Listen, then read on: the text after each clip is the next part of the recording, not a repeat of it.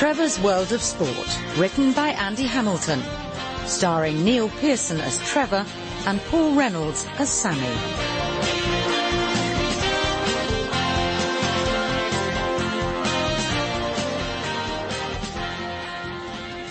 So you and Janine have named the day? Yeah, 11th of October. An October wedding? In England? Now that is brave. Will you be getting married in church? Well, none of us are church-goers. It just wouldn't feel right. Janine could wear a lovely white wedding dress. Yeah, but... You could have lots of hymns. Have you looked into a church wedding? I could have a word with our vicar. Get you a knockdown rate. He owes me one for my staying late to tidy up after the jumble sale. Theresa, we're not having a church wedding. Fair enough. But on your head be it. What's that supposed to mean? The thing is, Barry, marriages where the vows are solemnised in church have a more solid foundation. They endure. You and Dennis married in church. Well, yes, that's true, but... And you did not endure. Well, I did. I did a lot of enduring. I've been enduring him for over 20 years. You just shifted to the present tense. This is not healthy. Isn't it? No, you are on the verge of divorcing him. You should be speaking about him in the past tense. Actually, I think the tense I just used was the past continuous. This is not a good tense. It should not be used. The past is the past and does not continue. Well, it's only a... Morning, underlings. How are we all today? May I just say, Heidrun, that you look as beautiful as the Ayres at sunset.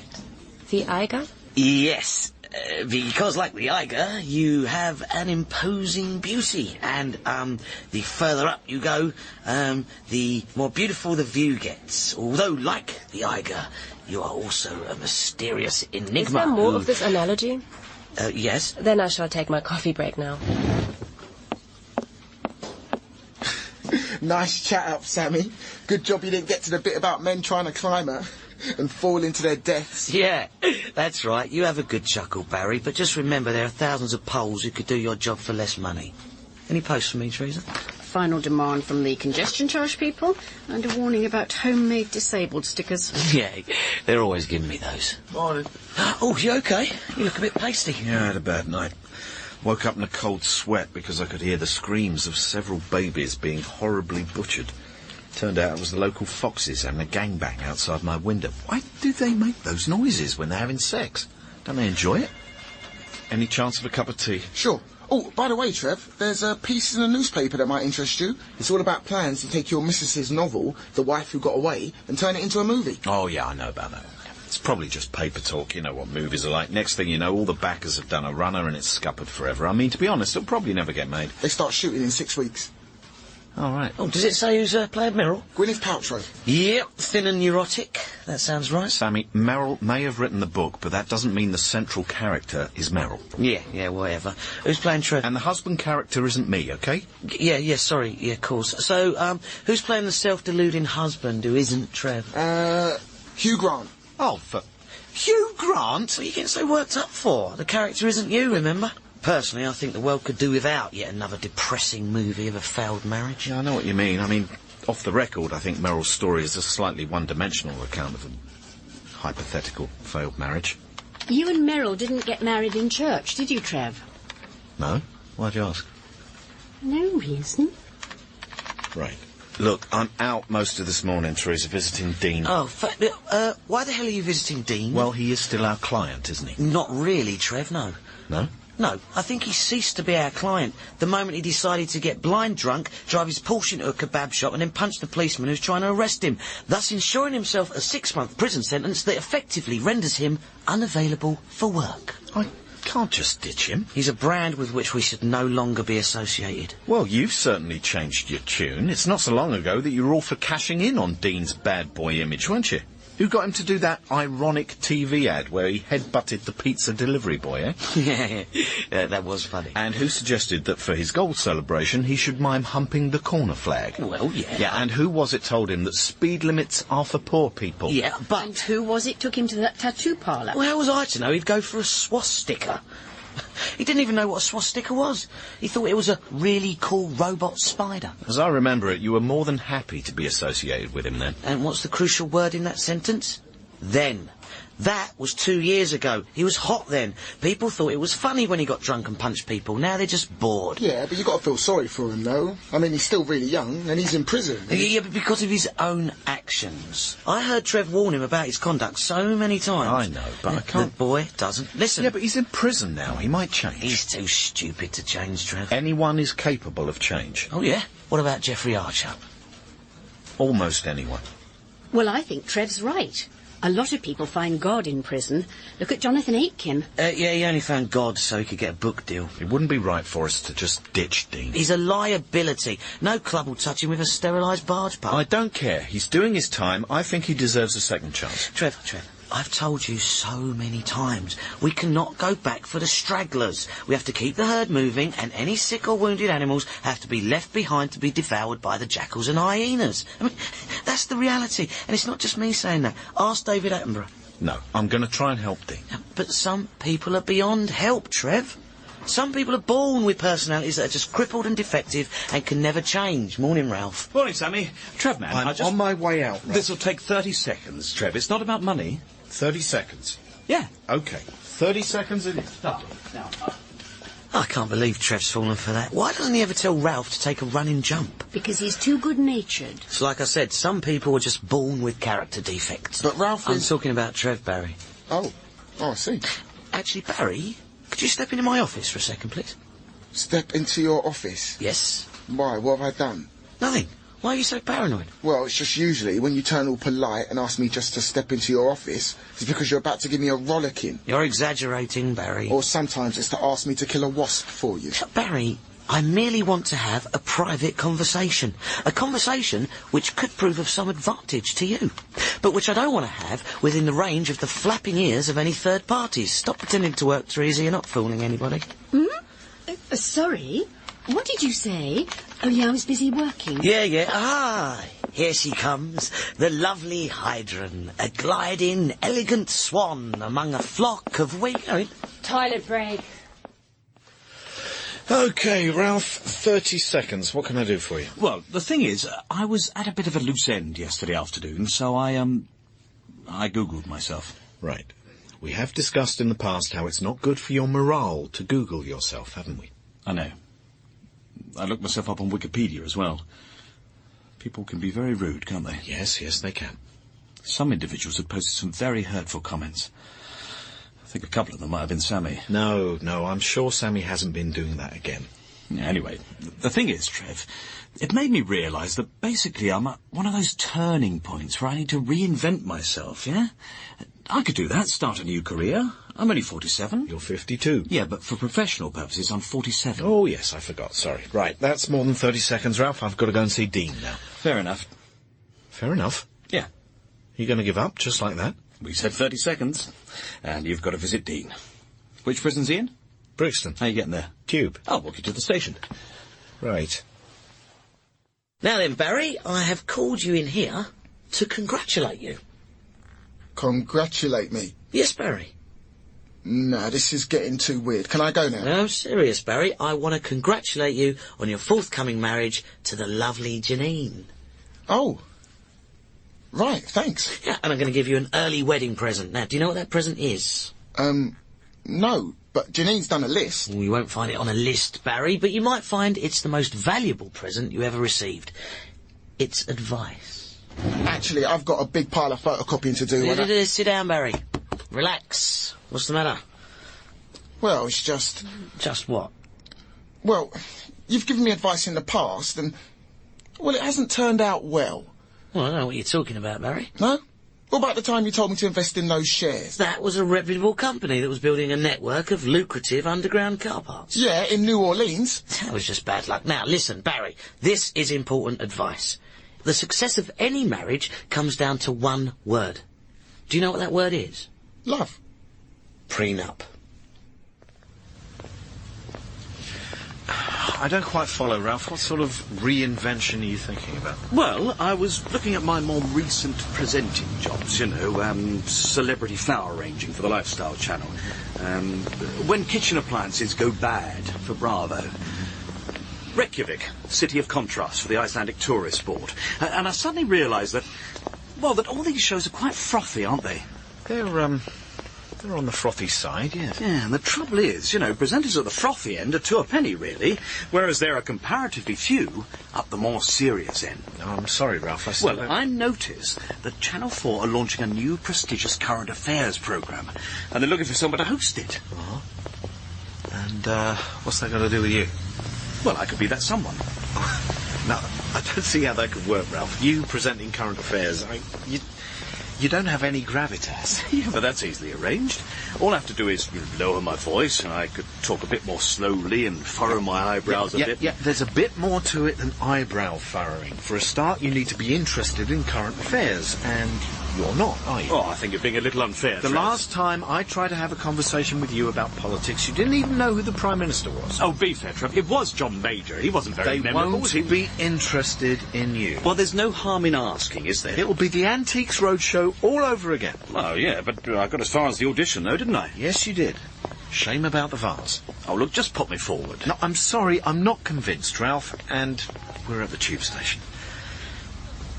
I'll keep you company as far as Brixton. No, really, it's fine. No, Don't be silly. It'd be boring travelling on your own.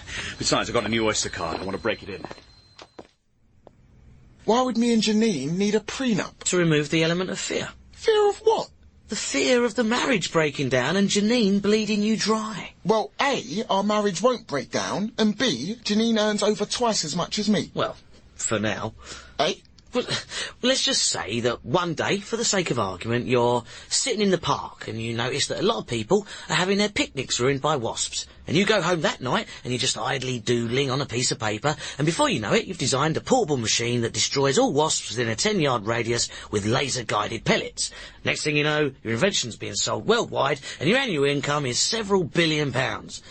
And Janine's isn't. That is why you need a prenup. In case I invent a laser-guided portable wasp-destroying machine. Exactly. Nah, we don't need a prenup. We love each other. The marriage will be fine. Ah, a direct quote from Sir Paul McCartney. Listen, me and Janine are for keeps, all right? Everyone thinks that when they're starting out. Do you think Trevor didn't think it was for keeps when he started out with Meryl? Part of him still thinks that, and in a way, you're very like Trevor. All right, younger and blacker, but fundamentally you've got his good-naturedness. And that's a weakness you have to protect yourself against. No, Listen, a contract just lets everyone know where they stand. No, I don't like the idea. Besides, she'll go nuts if I propose something like this. Well, then don't propose it. Don't propose it? No, just float it. Float it? Yeah. Just sit her down with a glass of wine, War of the Roses on the DVD, and just float it. Dean, hi.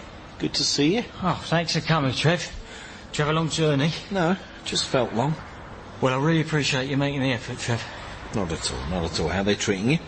Oh, not bad, yeah. Have you had many visitors? No, Trev, everyone's avoiding me. I did get a message last week that my Uncle Mickey had come to visit. That was a surprise. Why? I don't have an Uncle Mickey. Turned out to be some journo from the Daily Star wanted to pay me for the inside story of my life inside. What did you say to him? Oh, I sent him package, Trevor. I don't want anything to do with that whole media circus anymore.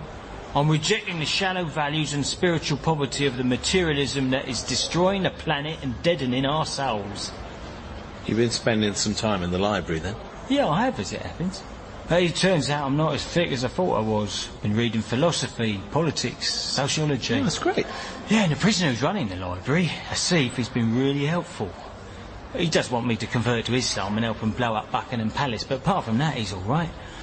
You see, Trev, I'm glad they sent me here. I deserved to be punished, and this place is changing me.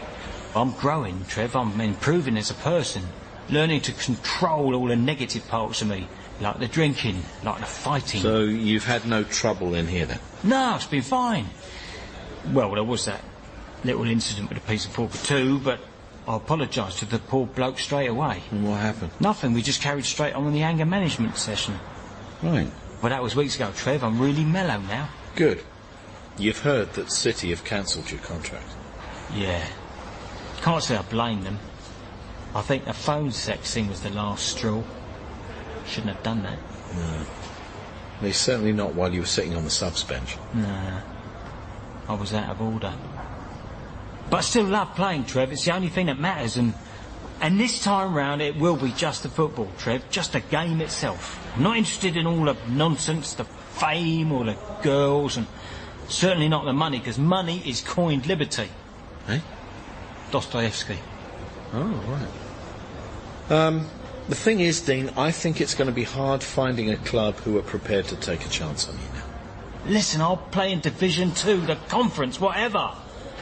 Please, Trev, just find me somewhere. Well, I'll do my best, Dean. Oh, I see you've had your swastika tattoo modified. Yeah, it's been turned into a flower with very square petals. Not sure I should have done it myself, though. It's looking a bit septic. Look. Yeah. Maybe see the prison doctor about that, eh? Yeah. Take care, Trev. Take care of yourself. I'm telling you, Dean is in the process of changing. It's great to see. Look, Trev, you're displaying your loyalty, and at one level I find that admirable. Oh, right. But on another level, I find it pitiful. Oh, right. Because if the situation was reversed, if you were in prison, would one single client come and visit you? No, because we both know the clients are basically scum with VAT numbers. You're too cynical. No, Trev. You are too nice. And you know what happens to nice guys. Yeah, nice guys come second. No, Trev, that's just feminist propaganda. No, nice guys get eaten alive, because this is a dog-eat-dog world, Trev. So don't go around looking like a can of dog food, because then the dogs will eat you. Yeah, I can't put it any simpler than that. No, you probably can't, can you? So, just bin Dean. That's my advice. I can't. I just don't like giving up on relationships. No. What's that mean? Well, all I said was no. Yeah, but the no had a grim little chuckle in it. All right, then. That was because I've noticed your tendency not to give up on relationships.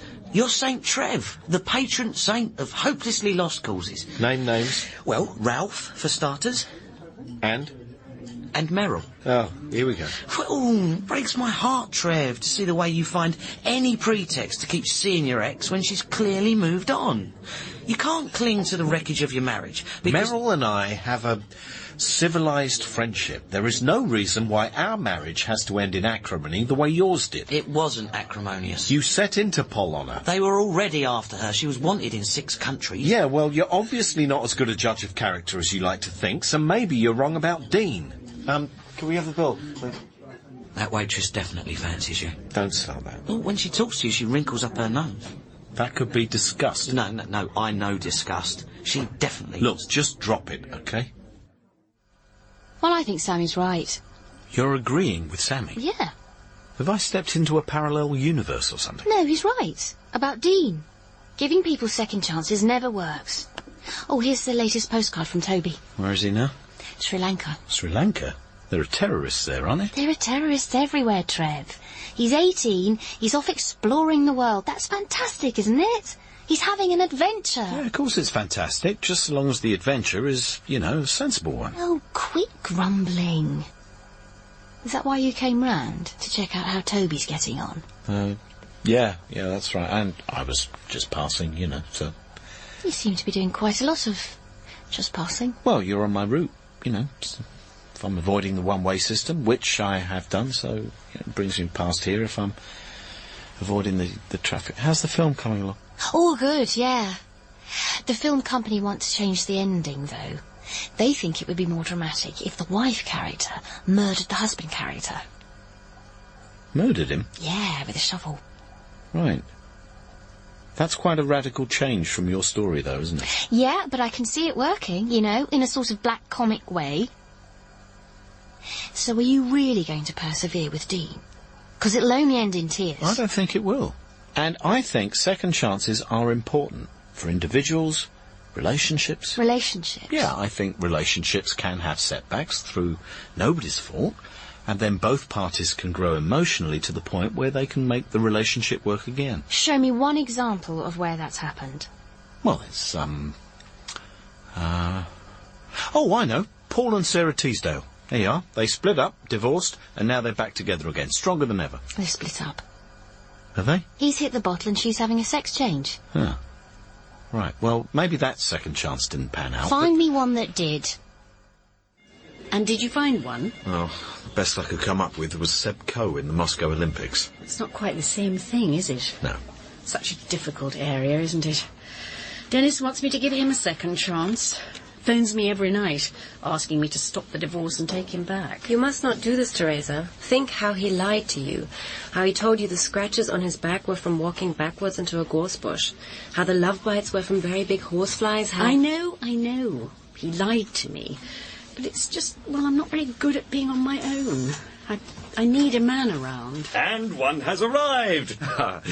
Tell me, Heidrun, do you think Hezbollah can be drawn into the political mainstream, or do you think it'll remain marginalised and therefore more likely to resort to violence?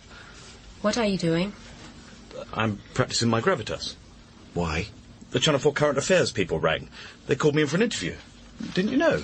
I did give you the message, Trev. Yeah, but I just assumed it was some kind of wind-up. No, it's no wind-up, Trev. I've been up all night watching News 24. Aren't there some terrible things happening in the world, eh? Especially in Africa. Dear, oh dear. I think someone needs to go to Africa and say, right, everybody, just calm down. Is that the kind of analysis you'll be giving them at your interview? Oh, yes. Morning, drones. Here I am to lighten up your gloomy lives. What are you doing here, Ralph? Shouldn't you be attending your meeting of Mediocrities Anonymous? Sammy, do you feel that China's expansion may trigger a new wave of trade wars which will implode the global economy? What are you doing? I'm being an intellectual heavyweight. Impressive, isn't it? You don't want to be late for your interview, Ralph. Only the traffic's horrendous this morning, so you'd better leave yourself plenty of travel time. Oh, good point, Theresa. Ciao, all. What time's this interview? I don't know. I just felt we'd all had enough. Well played, that girl. Now, if anyone wants me, I shall be in my office trying to persuade a club to sign Dean. If that happens, I'll eat my PlayStation. I'm getting there. How many clubs have said no so far? 23. There he goes, Captain Futile. I don't know. So, Barry, what was Janine's response? Response to what? Sammy suggested I float the idea of a prenuptial contract past Janine. And you did this? I only floated it. And did she go for it? Yeah, she did. Instantly. She thought it was a good idea. Yeah. Well, that's good, isn't it? Now, when you're married, you won't constantly have that little voice in the back of your head saying, what if I become a billionaire, and then she finds out I'm screwing the nanny? It'll make for a much happier marriage. I really don't think Barry's the type of man who'd stray with his nanny. With the greatest respect, Theresa, as a judge of male behaviour, you rank just below Ulrika Johnson. See ya. Was that an insult? Obviously. It began with the phrase, with the greatest respect. Oh, God. Are you all right, Barry? What? Oh, yeah, no, I'm fine. Right. What's that you're typing, Theresa? Well, if Dennis wants me to take him back, then he has to agree to my terms and conditions. So I'm drawing up a contract for him to sign. Oh, I see. A postnup. I've got as far as clause number 37. I hereby undertake not to consort with trollops. Yes! Yes! Someone's happy. Yes. Where's Sammy? Sammy? Sammy? Yeah, all right, don't get excited. And I'd stop punching the air if I was you, Trev, because you do it the wussy Tim Henman way, and it just looks embarrassing. How would you like your PlayStation, Sammy? Grilled, boiled, or lightly poached on a bed of spring vegetables and rocket? Trev, stop babbling. No one likes babblers. I have just secured a second chance for Dean. Accrington Stanley have agreed to sign him as soon as he leaves prison next month. Oh, yeah. Accrington Stanley, the Real Madrid of the Pennines. It's a football club. Someone is prepared to take a chance on him, Sammy. Something you said would never happen. This doesn't change anything. Dean will still self-destruct. No, you're wrong about that as well. He has changed and he is growing. Well, I'm glad you're so happy, Trev, but I'm afraid I've got Ralph on the line. Oh, God. Hi, Ralph. How'd it go? I didn't get it, Trev. Well, that was sort of to be expected, wasn't it? It is current affairs. They were very nice about it. They just said they didn't think I was quite right. Uh-huh. They said I was too highbrow. What? Intellectually, they felt I was too heavyweight. You still there, Trev? Yeah, no, sure, I was just sitting down. Too heavyweight? Yeah, they said they were looking for a presenter who could make current affairs more accessible. So they've gone with some camp bloke who came third on Big Brother. Right. But listen, now that I'm classed as a heavyweight, I was thinking, they sometimes have guest presenters on Panorama, don't they? Yeah, look, I'll tell you what, Ralph, will you leave this with me? Yeah? Give me time to take it all in. Oh, OK, Trevor. Ciao. All right, everyone, make a note of the date, because this is an historic day. This is the day that British TV officially became too lowbrow to employ Ralph Renton. What? They have rejected Ralph on the grounds that he's too intellectual. But he has the intellect of a tapeworm. In your eyes, yes, but to them it seems he's Stephen Hawking without the wheelchair. It was a day that had to come, I suppose. I'm off to tell Dean the good news about Accrington Stanley. This isn't a sports agency. It's a rescue centre for losers. Might as well register as a bloody charity. Have a dodo with one wing and a sling as our logo. Can you nip out and get me a cappuccino, Barry? Yeah, sure. You all right? Yeah, no, I'm fine, okay? Are you sure, Barry? I'm fine. Don't internalise your emotions, Barry. I don't. No, we've noticed. It depresses your immune system. Next thing you know, your body's being ravaged by the herpes simplex virus. That's scientifically correct, isn't it, Heidrun? Please don't use the word scientifically. You make it sound dirty. Come on, Barry, what's bothering you? Well, it's just... If you suggested a prenup to someone you loved, well, you'd expect them to at least hesitate, wouldn't you? I thought she'd balk at the idea, but she agreed to it straight away. Now it's got me doubting whether she really loves me. And it's all your fault, Sammy. Your stupid idea has destabilised our relationship. You cannot destabilise something that is sound. Ergo, your relationship must have already been unstable. No, it was you. I'm sorry, Barry, but I refuse to be your guilt monkey. You're always telling people what they should do. You're an arrogant, interfering squirt. All right, that's it. Formal warning. You can stuff your formal warning. A second formal warning. I don't care how many formal After two comes three, you've got. Barry. A third formal warning will be very, very bad. I really appreciate this, Trevor. I really do. I won't let you down, Trevor. It'll be my new start. Where is Accrington? Accrington? It's, in the north. Oh, right. And, why is it Stanley? Are they named after the knife? I don't know. I'll Google it. Anyway, listen. They're happy for you to start training with them next month. And they say if you do well, they'll put you straight into the first team. Now, your wages won't be much, but... Doesn't matter, Trev. Yeah. 6 weeks from now, you could be playing professional football again. And you will have proved that a person can change. Yeah, actually, it might have to wait till the autumn, Trev. The autumn? Yes, see, I was in the library chatting with one of the wardens about my admiration of Dostoevsky, and he said that Dostoevsky was melodramatic, which I felt was unfair. So we entered into quite a lively exchange of views, and... You nutted him, didn't you? Afraid so, Trev, yeah. Sorry.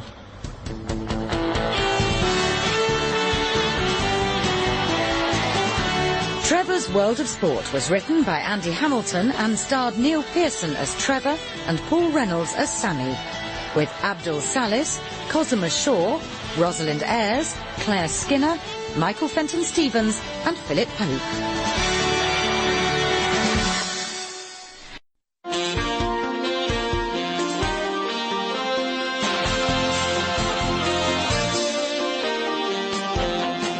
Trevor's World of Sport, written by Andy Hamilton, starring Neil Pearson as Trevor and Paul Reynolds as Sammy.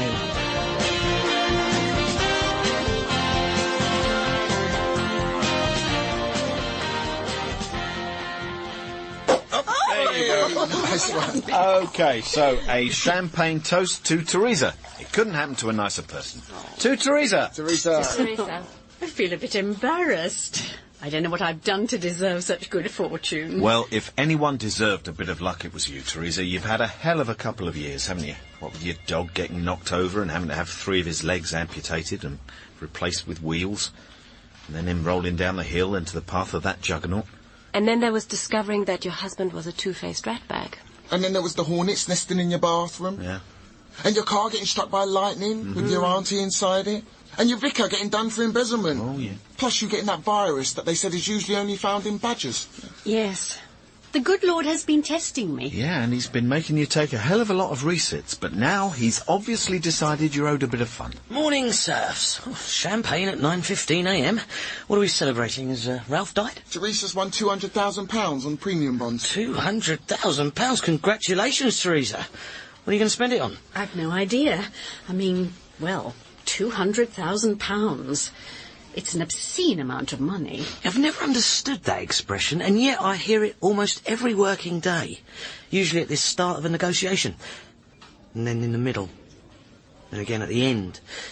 But how can any amount of money be obscene? Money is, by definition, beautiful, It's what separates us from the animals. Yeah, well, some of us are more separated from the animals than others. I reckon the first thing you should do, Theresa, is treat yourself to a nice long holiday. Well, I've always rather wanted to go on a pilgrimage to the Holy Land. Oh, brilliant idea. You could even buy some property out there, and that way you'll have a front row seat when Armageddon kicks off. You could be there, cheering on the angel of death, booing the Antichrist, you know, like those women at the wrestling. I'm glad you find the Day of Judgment so amusing, Sammy.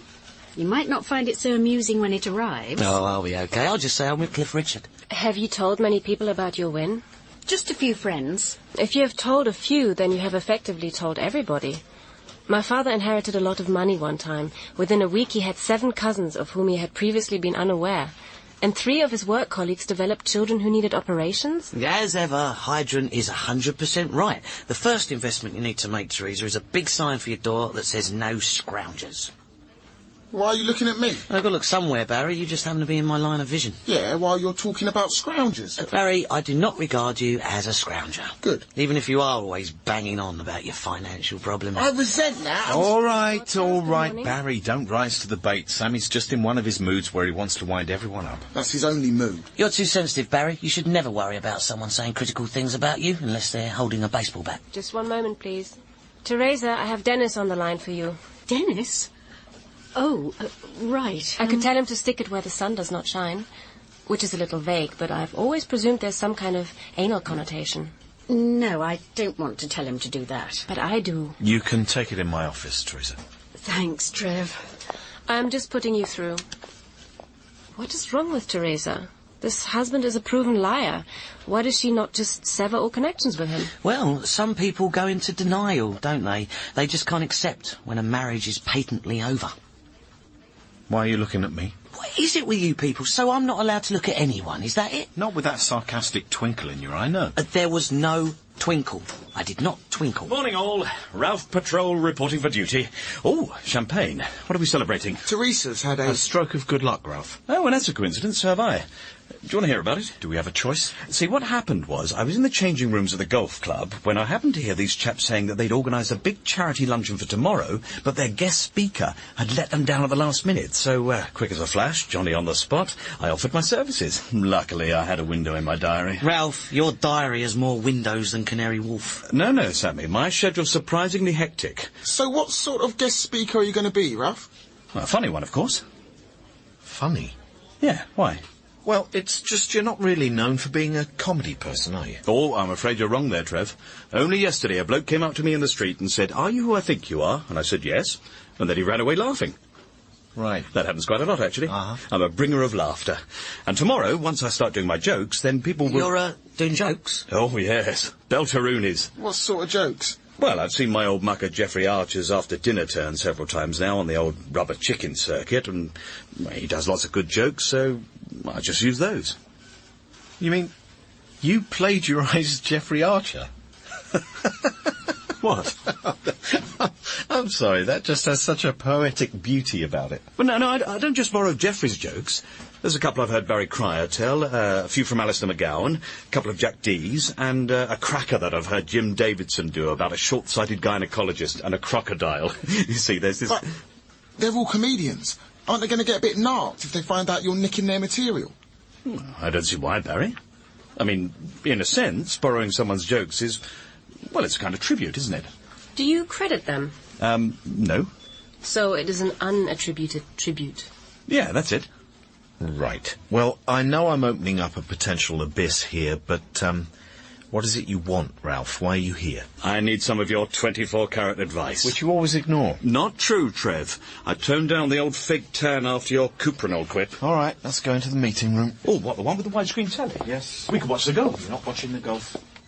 Right, let battle commence. Any post for me, Heidrun? Just some hate mail. Oh, my favourite. Let's see. Oh, this is the hate mail I sent to David Mellor after he wrote that piece in the Standard calling me a greed-fueled parasitic troll. Yes, he has just written return to sender on your letters and sent them back. No, that's no good. I obviously didn't get to him. I shall have to sit down and write something more provocative. Maybe an abusive limerick. Right, where's that thesaurus? Are you okay, Theresa? Yes, I'm fine. What did Dennis want? Just to chat, really.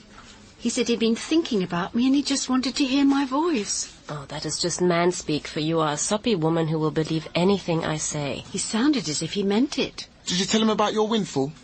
No, I didn't tell him. Perhaps you did not need to tell him. I just wanted a spot of guidance, Trev. You see, when you're doing something for charity, how much money should you ask for? Sorry, Ralph, run that past me again.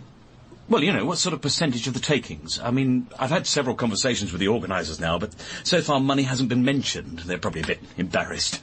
Well, I presume money hasn't been mentioned because there isn't any. It's for charity, Ralph. Yeah, I know. Well, by definition, that means you're doing it for free. I'm doing it for free? Yes. What? Free? Yes. As in no money? Yeah.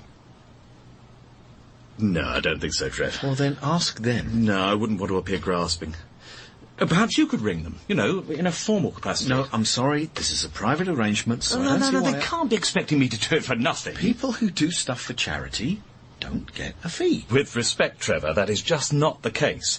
For instance, Bill Clinton charges for charity events. I know that. I have it from no less an authority than Christopher Biggins. Yes, but Bill Clinton was once the most powerful man in the world, whereas you once fronted a sports programme.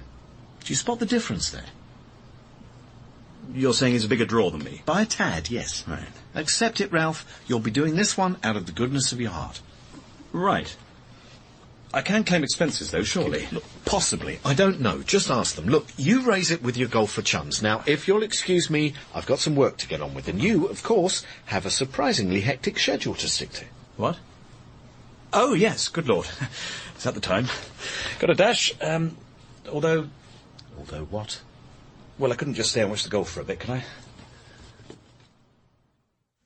I'm sorry, Heidrun, but I really don't see how Dennis could have heard about my good fortune. And to be fair to him, he has been wooing me for several weeks now, asking me to take him back. Except perhaps now he wants you to take him back even more. No, he hasn't heard about the 200,000, I'm sure. So are you thinking of taking Dennis back then?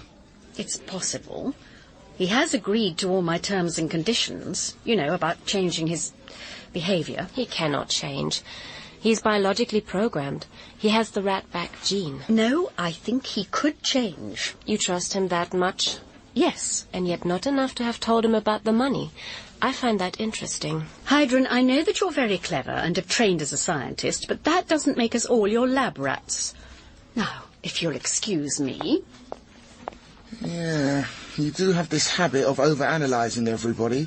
It was a good point she made. Yes, it was. And interesting that she felt the need to make it. You spent all morning composing an offensive limerick to send to David Mellor. Well, you can't rush these things, Trev. I want it to scan properly, and that way it'll stick in his mind more. The waitress definitely fancies you, by the way. Yep, that wins non sequitur of the year. It's obvious she fancies you, I can tell, from the way she's pretending not to look at you. Yeah, you don't have a great track record as a decoder of body language, though, do you? Eh? I'm thinking of that party above the ivy, where you insisted that a sure sign of sexual attraction was when a woman runs away screaming. That was a come-on. I'm telling you, she was excited by the suggestion I made. She fetched a policeman. Yeah, all part of the chase. Why don't you ask that waitress out for a date? Go on. I don't want to. Not ready. Listen, Trev, you can't keep pining for Meryl. Ask her out. She's too young. She's over 18. Yes, but... She is very tasty. She's not unattractive. I would. Yeah, well, that's not much of a benchmark, is it? That includes most of womankind, with the possible exception of the late Golda Meir. You can be very wounded sometimes. Trev! Sammy, how the devil are you? Mike, hi. I see you rode 3 winners at Newmarket yesterday. Congratulations. Listen, all I do is point the horse in the right direction and make sure it don't fall off. Anyway, listen, Trev, I've just come over to say thanks very much for getting your wife to sign that copy of her novel for me. I gave it to me, Mrs. for her birthday, and she was made up. Oh, I'm glad she liked it, Mike. The Wife Who Got Away is her favourite book of all time. Hey, she particularly likes the character of that sort of clingy, naive husband. Right, that isn't me, by the way. No, of course not, Trev. Everyone knows that. He's nothing like you. Anyway, by way of a thank you, basically, if you want to do yourself a favour, then put a tidy packet on Cartoon Sunset in a 2:30 at Chepstow tomorrow. Cartoon Sunset's your ride, is it? No, I'm riding the favourite, Shropshire Maid. Is that worth a flutter as well, then? No, it won't win. Get your money on Cartoon Sunset. Can't lose. Oh, right, so it's worth a shot each way, then, is it? No, to win, because it can't lose. Yeah, but I mean, it's a horse race. Anything can I happen in a think horse. what Mike is trying to say, Trev, is that Cartoon Sunset can't lose. You mean it's a dead cert? It's the deadest cert you could possibly have, Trev. Well, then why isn't it favourite? You said your horse's favourite. How can this one be... Trev, do I have to draw you a friggin' diagram? Cartoon Sunset is at 4-1. It's definitely gonna win that race. Oh, and if anyone asks, you didn't hear it from me, okay? All right, fellas. Be seeing you around. Was he saying what I think he was saying? Well, the incessant winking was a bit of a clue, Trev. Good God. Well, that puts us in a difficult position. What are you doing? Ringing me bookie. You're going to place a bet on a fixed race. As soon as I get through. But that's illegal. There you go with your "that's illegal" catchphrase. It's a crime. It's a victimless crime, Trev. She's coming this way. Ask her out. Go on. No, I don't feel comfortable. You have to move out of your comfort zone sometimes. Every day you should do something that scares you. I do. I have this kind of conversation with you. You're not going to get Meryl back, Trev. But the world is full of beautiful women. Take the plunge. Seize the day. No. Oh, I see. It's because you haven't moved on emotionally from Meryl. I have moved on from her. No, you haven't, Trev. I have. Emotionally speaking, you're still wearing invisible shackles. I have not got any invisible shackles. 50 quid says you have. Hi, Theresa. Nice lunch? Oh, I just sat in the park, having a bit of a think. Wasn't easy. The Canada geese kept coming after my sandwiches. Worked out what you're going to do with your winnings yet? No. It's all making me feel a little uneasy. Why? Well, money changes everything, doesn't it? And not always in a good way. Oh, lighten up, Trev. You've won 50 quid off me and you're on a promise. I can't believe I let you goad me into that. Goad you into what? Trevor's got a date. That's nice. Anyone we know? It's not even someone I know. Don't start getting cold feet, Trev. She's beautiful. She's 20 and she wants to use you as a fleshy trampoline. Barry, did you get me that rhyming dictionary? Yes, Sammy. Good. Oh, and incidentally, proles, I have a present for you all from Uncle Sammy. Get your money on Cartoon Sunset in the 3:30 at Chepstow tomorrow. I'm afraid I don't approve of gambling. No problem. This isn't gambling. The race is fixed, okay? Fixed? That's right. Fixed. Bent. Like most horse races, I suspect. Only this time we're on the inside track. Cartoon Sunset's at 4-1. So, for instance, Theresa, if you bet your premium bond winnings, you No, I'm not interested. Gambling is one of Satan's lures. Oh, charming. Well, that means I'm Satan, does it? No, you can't be Satan, Sammy. You wouldn't be that obvious. Well, you can count me out. I'm just not comfortable with it morally. I hate the way he sticks the word morally on the end of a sentence like that. This horse is 4-1, you say? You're going to go for it, aren't you, Barry? The money would come in very handy. It's just... Just what? Well, Janine would do a nut if she caught me gambling. Well, then don't let her catch you. Then, when you turn up with 200 quid, say I gave you a performance bonus. She's hardly likely to believe that, is she? You never give me any kind of bonus. Unless you count that wall chart of British slugs that came with your newspaper. Oh, yeah. First and last time I buy the Guardian, I can tell you. I suppose I could risk 20 quid. No, Barry. How many times have I told you? Think big, win big. You should bet 100 quid minimum.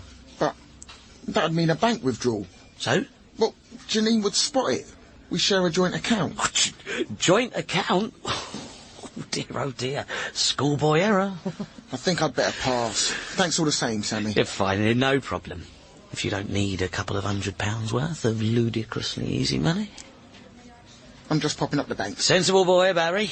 And I'm presuming that you want in, Heidrun, given that you're a woman of high intelligence. You are confident of this horse's success? Totally. Then I shall bet £50 on the understanding that you will underwrite any potential loss on my part. No problem. I mean, if you wanted, I could lend you the money so you could bet a larger stake. No, because then you'd feel that gave you some kind of leverage, and we would end up having one of those embarrassing conversations where I have to remind you that you are unattractive and I am a lesbian.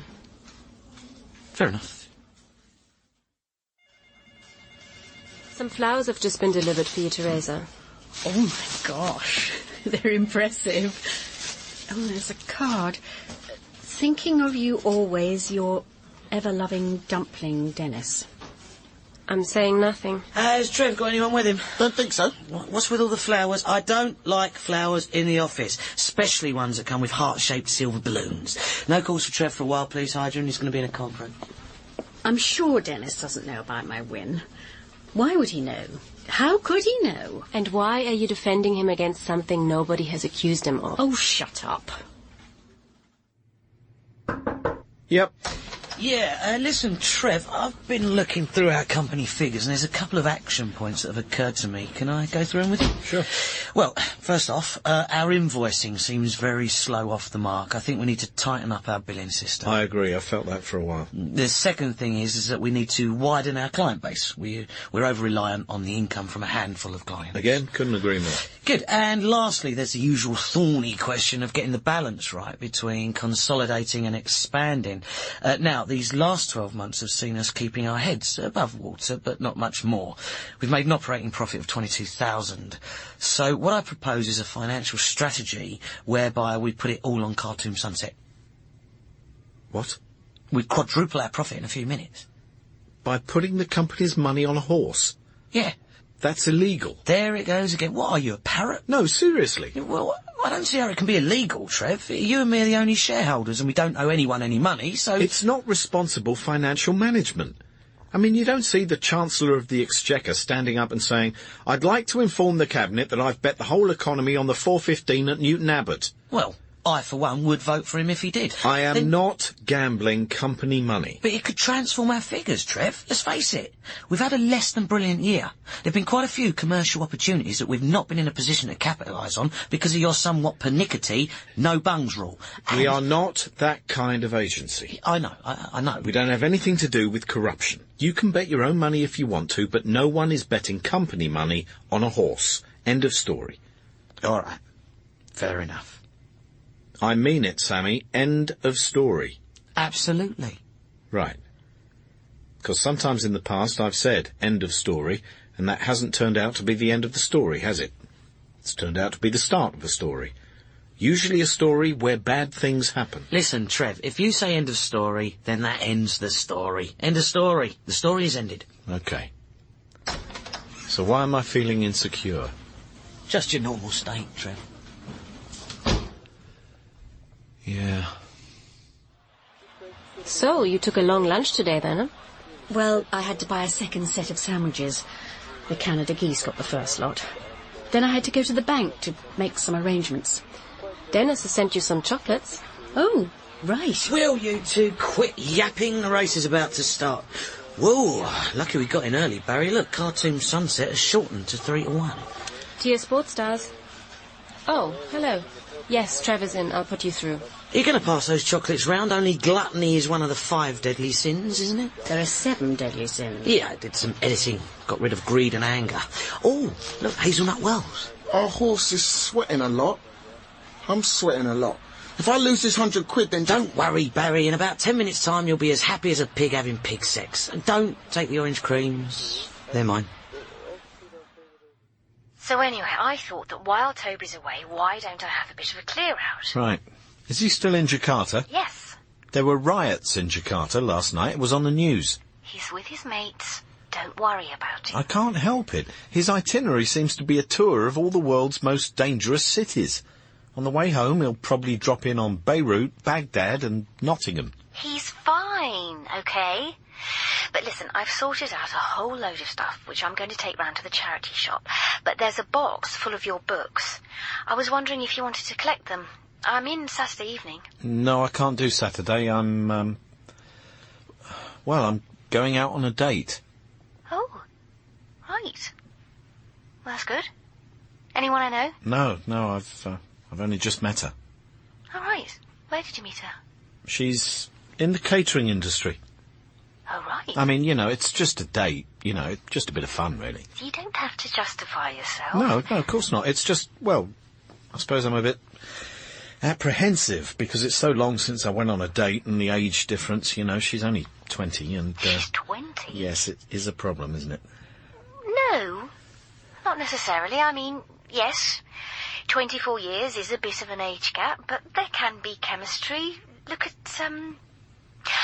Catherine Zeta-Jones and Michael Douglas. That's chemistry in the sense that it probably involves a lot of trips to the chemists, right? You'll be fine, Trev.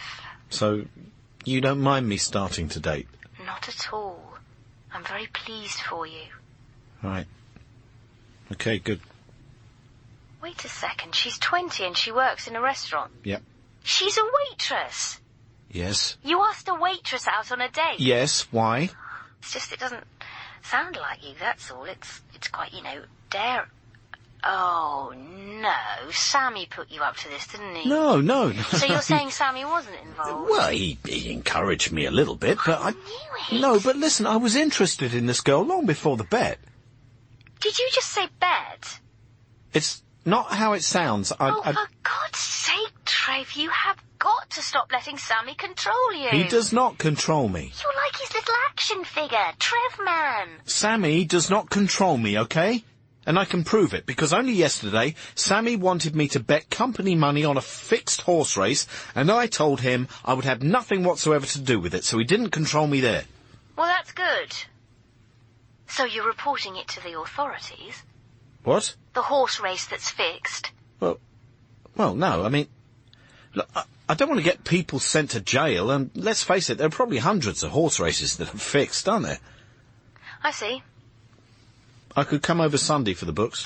Oh, no, you'd better not. I'll get it delivered. It's probably a bit heavy for someone with no backbone. How does she do that? She always gets the last word. Why is her hanging-up technique so much better than mine? Hello. Trev, it's me. I'm at the charity luncheon. How'd you get on? A bit disastrously. It was a rather sticky audience. Right. Which included Barry Cryer, Alistair McGowan and Jack D. Ah. And Jim Davidson. I changed the one about the gynecologist and a crocodile to an obstetrician and an alligator, but, well... He didn't see it as a tribute. No, none of them did. Well, that does all sound pretty disastrous, but No, that wasn't the disastrous bit. It wasn't? No, that came after the lunch, when I gave the organisers my expenses. I handed them the invoice, and suddenly there was an ugly atmosphere. What sort of ugly atmosphere? Well, lots of muttering and glaring, and one reference to kneecapping, but How much did you claim for your exes, Ralph? Just the norm. Was that your norm or a normal person's norm? Well, obviously I'd be open to negotiation, but in the short term I think the priority is to calm everyone down, so that I can stop having to hide in the toilet. Look, Ralph, I can't... The thing is, Trev, I was wondering if you could come and smooth things over. You're so good at that stuff.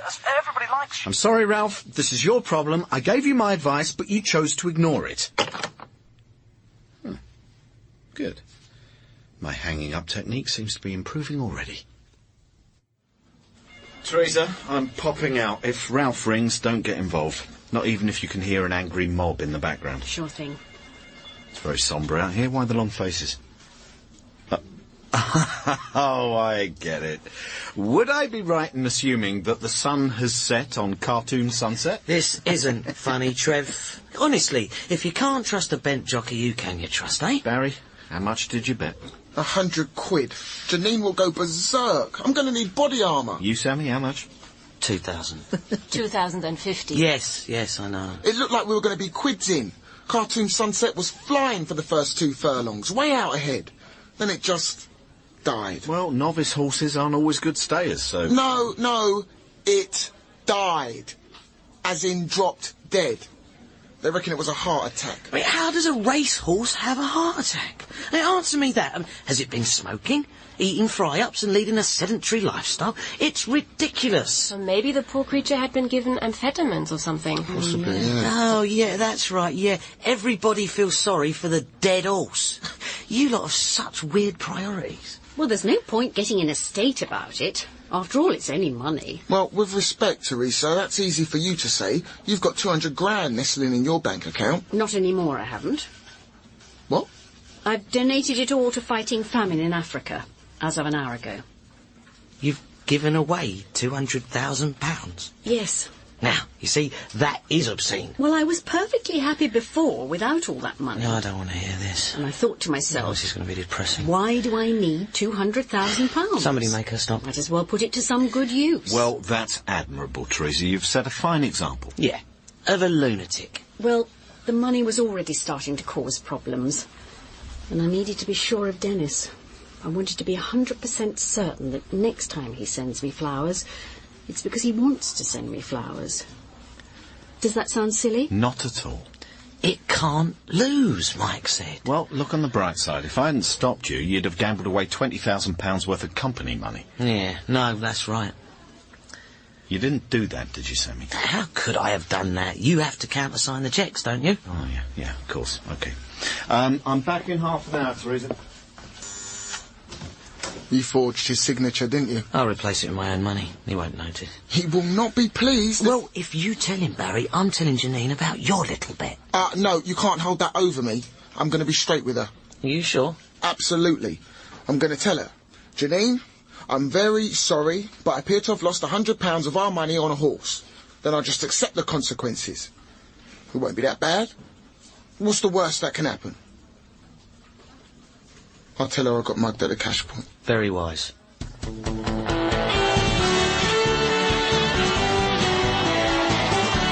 Trevor's World of Sport was written by Andy Hamilton and starred Neil Pearson as Trevor and Paul Reynolds as Sammy, with Abdul Salis, Cosima Shaw, Rosalind Ayres, Claire Skinner, Michael Fenton Stevens and Philip Pope.